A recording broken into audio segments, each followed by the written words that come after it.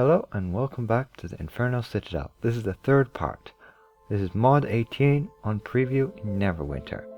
If you have not seen the previous parts, please do so by checking the links in the description. So now you've finished the second boss. You go on to traverse this treacherous terrain with these hexagon pillars. Occasionally a few of them will fall away, like you will see just in a second, just now. After killing these mobs, you will go on to traverse through a canyon of sorts. Occasionally there will be these nasty imps hiding either side. They are out to get you.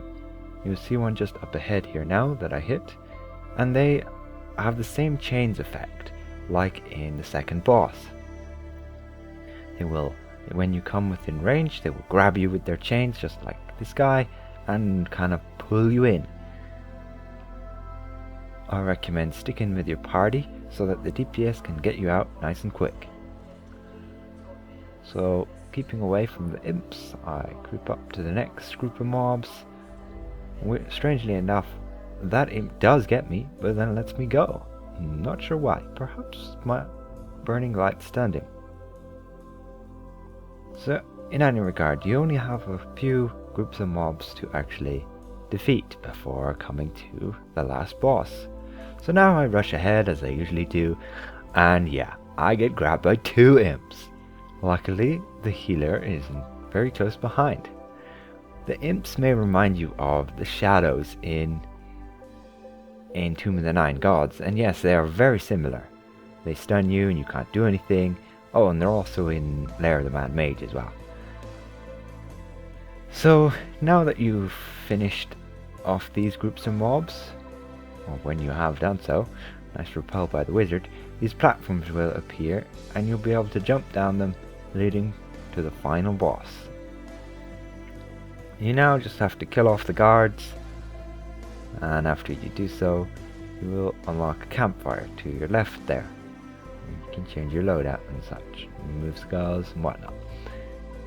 So after doing so, I go to change out to my single loadout, and now we're on to the last boss. So here we are, the final boss. Yes, no joke, it's actually a Hellfire engine, one we got previously in a lockbox as a mount.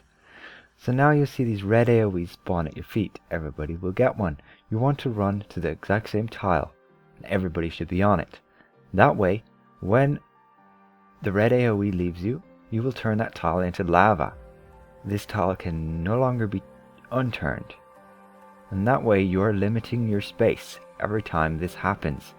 If you do not have enough DPS, and you run out of time, in that sense, and you will run out of space, just via turning all the tiles to lava and there'll be nowhere to stand.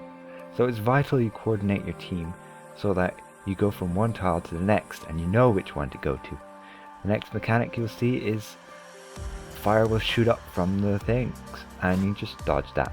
And then he will start spewing fire from his mouth on either side. You just want to rotate around him.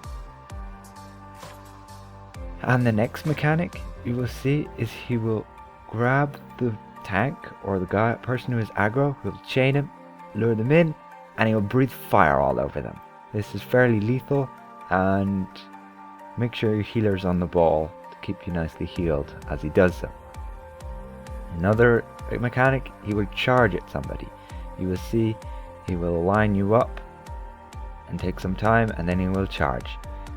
Occasionally you end up lining him up to go across the lava, but he generally will move back to the person who is aggro. Again, just rotating around him as he spews his fire. When he reaches 50% like this, you will see little miniature Hellfire engines spawning. If you do not kill them fast enough, they will blow up and push you quite far, in fact, as you can see that DPS there. And if you line yourself up wrong, you will get flown straight into the lava. So I recommend watching out. You ideally want to give yourself enough room so you can still rotate around the boss while you still have all the most of the tiles lava. So you can want to continually be coordinating with your team as in which tile you will turn into lava next. We all get our red AoE, we all pile up on the same tile, and when the red AoE disconnects from you, you just move away, and that tile will turn into lava. Some tiles, like you can see there, won't turn into lava, they will just get damaged. But I am not sure which tiles exactly do so.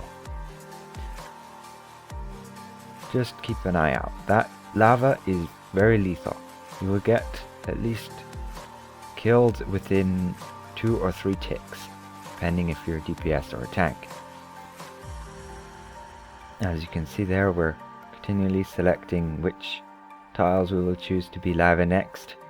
And yeah, it also gets a bit chaotic, especially when he starts rotating and he's on the lava already and there's nothing you can do to avoid his main beam. But as you can see there, if you manage to run through it quick enough, you should be alright. As you can see there, I was standing on the lava, unfortunately, and he chained me, and that way that's rather lethal.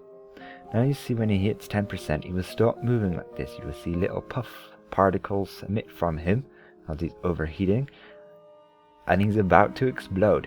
If you do not have enough DPS, he will explode prematurely and kill you all, and it will be a wipe and a fail. But fortunately we had enough DPS alive, and we were able to kill him off.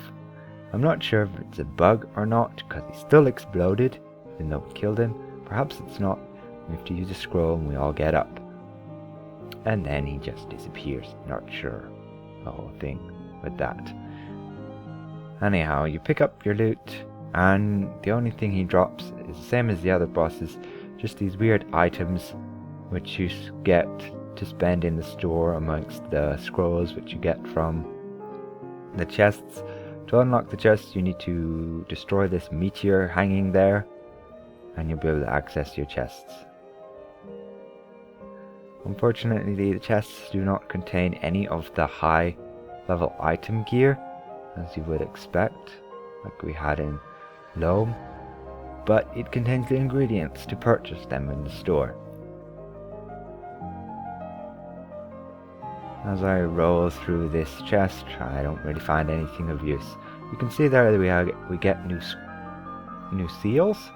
Not sure which gear exactly you spend that on, but it's probably lesser than the highest item level gear, the 1250, and none of that gear which is too good for DPS, maybe 1 or 2 of them, but they're decent for tanks, more HP. Anyway, I hope you enjoyed this kind of series, 3 parts, and it'll give you an insight of what is to come in the next mod, well, in the dungeon at least. So if you enjoyed this video, please leave it a like, and if you want to see more content like this, please consider subscribing.